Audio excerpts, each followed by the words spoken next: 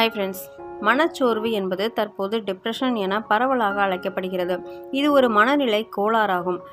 இதில் ஒரு நபர் தொடர்ந்து சோக உணர்வுடனும் ஆர்வமின்றியும் இருப்பார். சோர்வு எதற்கும் தீர்வற்ற உணர்வு, நம்பிக்கையின்மை, ஆற்றல் இழப்பு, சிந்திப்பதில் சிரமம் மற்றும் தற்கொலை பற்றிய எண்ணங்கள் ஆகியவை மனச்சோர்வின் அறிகுறிகளாகும். உங்களுக்கு கவலை இருந்தால் உங்கள் வாழ்க்கையின் ஒரு கட்டத்தில் நீங்கள் மனச்சோர்வுடன் போராடியிருப்பதற்கான வாய்ப்புகள் உள்ளன என்று மனநல சிகிச்சையாளர் அலிசன் சபனோரா கூறுகிறார்.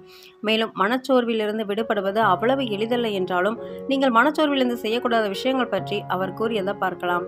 நாம் டிப்ரெஷனில் இருக்கும்போது தவிர்க்க வேண்டிய 8 விஷயங்கள். நமது பிரச்சனைகளை புறக்கணித்தல். நாம் அனுபவிக்கும் பிரச்சனைகளிலிருந்து விலகி அவற்றை கவனிக்காமல் விட்டுவிட வேண்டும். நாம் நமது பிரச்சனைகளுடன் அமர்ந்து ஆழமாக ஆராயக்கூடாது. அடுத்ததா குழப்பமான தூக்க முறைகள். நரம்பு மண்டலத்தை நிதானமாகவும் அமைதியாகவும் வைத்திருக்க ஆரோக்கியமான தூக்க வழக்கம் மிகவும் முக்கியம்.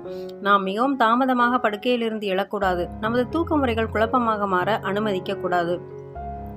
அடுத்ததான் வீட்டுக்குள்ளேயே நம்மை நாமே பூட்டிக் கொள்வது.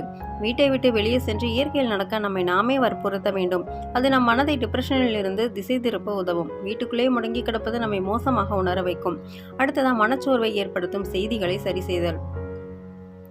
உலகம் முழுவதும் நடக்கும் பயங்கரமான சம்பவங்கள் பற்றிய செய்திகளால் ஊடகங்கள் நம்மை சோர்வடைய செய்யலாம்.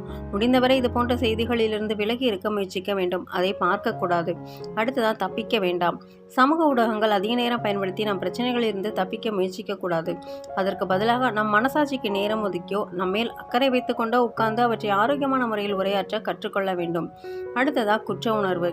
நமது மனச்சோர்வை பற்றி நாம் ஒருபோதும் குற்ற உணர்ச்சி கொள்ளக்கூடாது. அதற்கு பதிலாக நம் உணர்ச்சிகளை நிவர்த்தி செய்வதற்கான வழிகளை கண்டுபிடிக்கவும் நம்மை நன்றாக உணரவும் முயற்சிக்க வேண்டும்.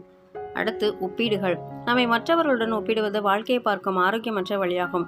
ஒவ்வொருவருக்கும் அவர்களின் சொந்த பயணங்கள் உள்ளன என்பதை நாம் நினைவில் கொள்ள வேண்டும். மேலும் நாம் நம்மீது கவனம் செலுத்த வேண்டும். அடுத்ததான் ஆதரவை நாடுதல்.